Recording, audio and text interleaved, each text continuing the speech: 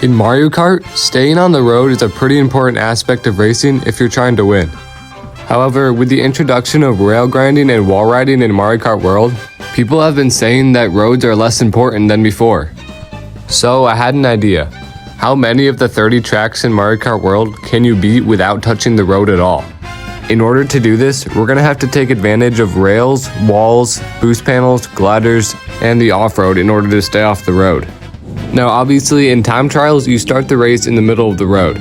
In order for it to count, you have to start at the first available piece of not road. So for example on Peach Stadium, you'd have to start on either of these two rails.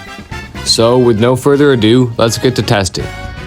Starting on Mario Bros circuit, there's off-road to both the left and the right. The left side is an immediate dead end, so the right is our only option.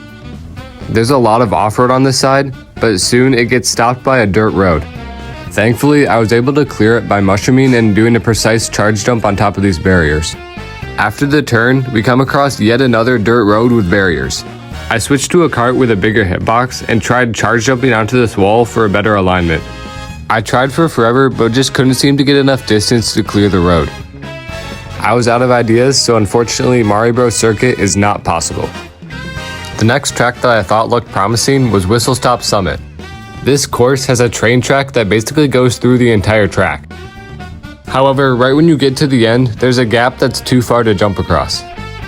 Thankfully, you can do this super fancy ending turn skip shortcut without touching the road at all, which means that Whistle Stop Summit is indeed possible. Desert Hills was a very promising prospect because after going to the off-road to the right, you can actually just drive all the way around the entire track without leaving the off-road. The only obstacle is this patch of water at the end. However, you can easily get past this by mushrooming onto this wall and tricking over the finish line, making Desert Hills possible. The next track I tried was Shy Guy Bazaar, and oh boy, this one was really interesting. If you go to the off-road on the right, you can actually get a trick that will send you up to this red rail. You can use this to traverse into the market section, where there are plenty of rails to take you across and even around this turn. Then you can use a charge jump to access this red rail, which will take you around the turn and most of the straightaway. When I first got to this point, I thought it was the end of the road. However, with a few precise tricks, it's possible to jump from rail to rail and access this far left rail right here. But there's no way you can get to the glider panel from here, right? Wrong. It's actually just barely possible to wall ride the edge of the track here. After this, you can glide to this patch of off-road and charge jump across to another patch of off-road. I tried to charge jump up onto this wall, but there just wasn't enough space in the off-road to do so. So sadly, Shy Guy Bazaar is just barely not possible.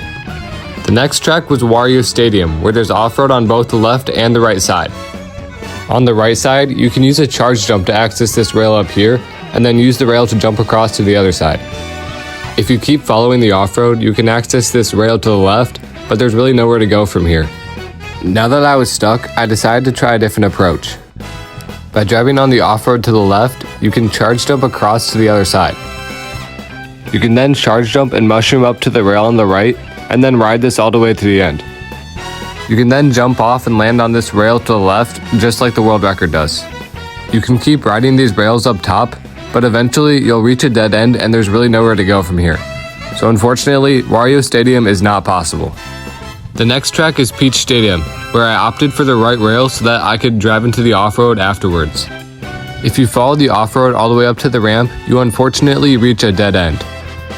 However, if you charge jump onto this rail, you can then mushroom and jump to the other side. After that, you can use your second mushroom to boost up to this rail.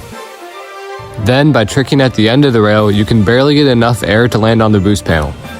After the ramp, we have to somehow make it down to this off-road. It took me forever to do, but with a precise wall ride, you can make it all the way down there. After following the off-road around the turn, I then charge jump up onto this rail and use my last mushroom to boost onto the glider panel. You can then safely glide down to the next patch of off-road. Then all there is left to do is drive around the turn and use the rail to trick over the finish line. Which means to my disbelief, Peach Stadium is indeed possible. Great Question Block Ruins has off-road on either side, and you can use the right side to go through the shortcut and boost onto the next platform. You can then charge jump up onto this rail, but unfortunately there's nowhere to go except for onto this ramp. This is really a shame because if you could get onto this wall, then you could access the glider at the end, and that looks like it has a ton of potential. But alas, Great Question Block Ruins is not possible. The next track is Dino Dino Jungle. Again, there's off-road on both sides, but the left side will get you significantly further. Once you reach the end, you can use a mushroom and a charge jump to reach the rail. At the end of the rail, left trick onto the wall and aim for the rail on the other side. Then drive through this shortcut and around this hump. Unfortunately, this is where the off-road stops and there's nowhere left to go, so Dino Dino Jungle is not possible. Moo Moo Meadows has a whole lot of off-road, so I was pretty optimistic about this one. The first obstacle is this patch of dirt, but it can be easily cleared with a charge jump. After the turn, there's another patch of dirt, but with a mushroom and a charge jump, this one can be easily cleared as well. A little while later, there's a third patch of dirt, which can also be cleared with a mushroom and a charge jump. The next obstacle is, you guessed it, another patch of dirt. However, this one's a little bit bigger than the last ones. In order to clear it, you have to bounce off of one of the barriers in order to get enough distance.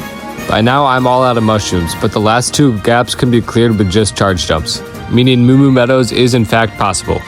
Mario Circuit was another track that I was optimistic about because of the amount of off-road.